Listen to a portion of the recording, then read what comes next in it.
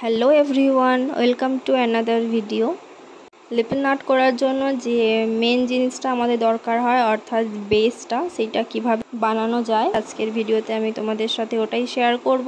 First time কিন্তু আমি এরকম কোনো লিপন আর্ট ট্রাই করলাম, তো তোমরা কিন্তু অবশ্যই আমাকে কমেন্ট করে জানাও তোমাদের এটা কীরকম লেগেছে। যেহেতু ফার্স্ট টাইম এটা বানাচ্ছি, তো বিভিন্ন জায়গায় হয়তো কিছু ভুলও হতে পারে, তো তোমরা কিন্তু আমাকে অবশ্যই কারেক্ট করে দিও। ভিডিওটা ভালোভাবে ফলো করলে কিন্তু তোমরা খুবই কম বাজেটে এরকম একটা সুন্দর লিপন আর্ট তৈরি করতে পারো।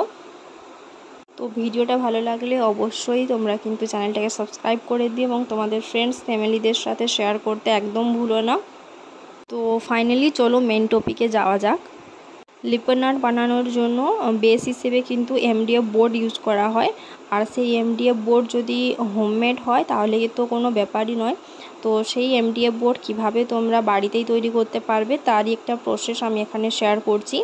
এর জন্য সবার প্রথমে তোমাদের কার্ডবোর্ড নিতে হবে। কার্ডবোর্ডটা কিন্তু একটু যেন শক্ত হয় সেইভাবে চুজ করতে হবে। তারপরে তোমরা যে প্যাটার্নে এমডিএফ বোর্ড বানাতে চাও সেই প্যাটার্নটা এখানে ড্র করে নিতে হবে।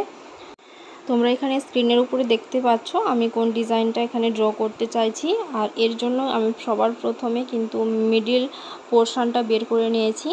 তারপরে এইভাবে আমি ড্রয়িংটা করেছি। তোমরা কিন্তু একটা কাগজের উপরেই ড্রয়িংটা করে তার উপরে পেস্ট করে নিয়ে সাইড থেকে নাইফ দিয়ে কাট করে কিন্তু এই ডিজাইনটাও করতে পারো। আমি ডিরেক্টলি কিন্তু ড্র করে ডিজাইনটা ড্র করেছি।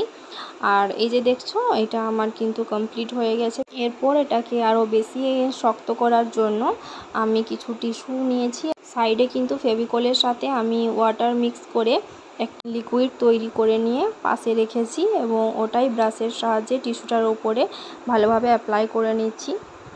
দু সাইড থেকে এবং চারপাশে ভালোভাবে কিন্তু টিস্যুটা অ্যাপ্লাই করতে হবে। বিশেষ করে যে এজেসগুলো রয়েছে ওইগুলোতে আমি কিভাবে অ্যাপ্লাই করছি তোমরা ভালোভাবে কিন্তু দেখো, তা না হলে ফিনিশিংটা ভালোভাবে আসবে না। একের পরে ভালোভাবে টিস্যু অ্যাপ্লাই করে কিন্তু আমি এই প্রসেসটা করছি। কোনো জায়গায় আমার মনে হচ্ছে যে বেশি ওটা শক্ত হওয়া উচিত, তো এই পোর্শনে কিন্তু আমি দেখছি একটা টিস্যু অ্যাপ্লাই করার পরে তার উপরে কিন্তু আরও একটা টিস্যু অ্যাপ্লাই করছি। এখানে আমি তোমাদেরকে বলবো সবার প্রথমে যেমনভাবে আমি করেছি নিচের দিকটাতে ফার্স্টে টিস্যুটাকে সমানভাবে কিন্তু সাইডের অংশগুলিতে অ্যাপ্লাই করে নিয়েছি, তারপরে কিন্তু ভিতরের পোর্শনগুলিতে অ্যাপ্লাই করছি। এইভাবে যখন আমার পুরো কার্ডবোর্ডটাতে অ্যাপ্লাই করা কমপ্লিট হয়ে যাবে তখন আমি এটাকে ড্রাই হতে ছেড়ে দেব। যখন পুরোপুরি এইভাবে ড্রাই হয়ে যাবে তখন কিন্তু এর উপর একটা বেস কোট অ্যাপ্লাই করতে হবে। এর জন্য কিন্তু তোমরা অবশ্যই জেসো ইউজ করবে। আমি এখানে লিটল বার্ডের যে জেসো রয়েছে ওইটা ইউজ করছি। তোমরা কিন্তু যে কোনো কোম্পানির হোয়াইট বেস ইউজ করতে পারো।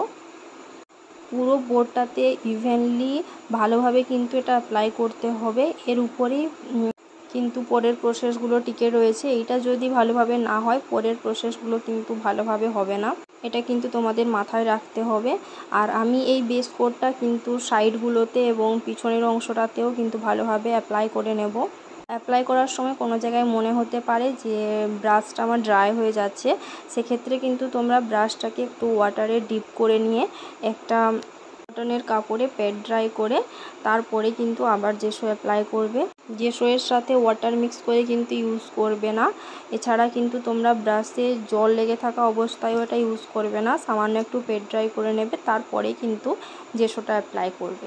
জেসো কমপ্লিটলি অ্যাপ্লাই হয়ে যাওয়ার পরে আমি এটাকে ড্রাই হতে রেখে দিয়েছিলাম। ড্রাই হয়ে যাওয়ার পরে কিন্তু আমি এই প্যাটার্নটা ড্র করে নিয়েছি। মার্কেটে কিন্তু তোমরা বিভিন্ন সাইজের এবং বিভিন্ন প্যাটার্নের এমডিএফ বোর্ড পেয়ে যাবে। তার কিছু পিকচার আমি তোমাদের সাথে এখানে শেয়ার করার চেষ্টা করেছি। এমনও কিছু এমডিএফ বোর্ড তোমরা পেয়ে যাবে যেখানে অলরেডি এই ধরনের প্যাটার্ন ড্র করা রয়েছে। আর আমার তৈরি করা এই লিপন আর্টের ফাইনাল লুক তোমাদের জানার জন্য সেকেন্ড পার্টটার জন্য ওয়েট করতে হবে। আর এই ভিডিওটাকে অবশ্যই বেশি পরিমাণে লাইক করতে হবে যাতে আমি তাড়াতাড়ি সেকেন্ড পার্টটা আপলোড করতে পারি। তো দেখা হচ্ছে পরের ভিডিওতে।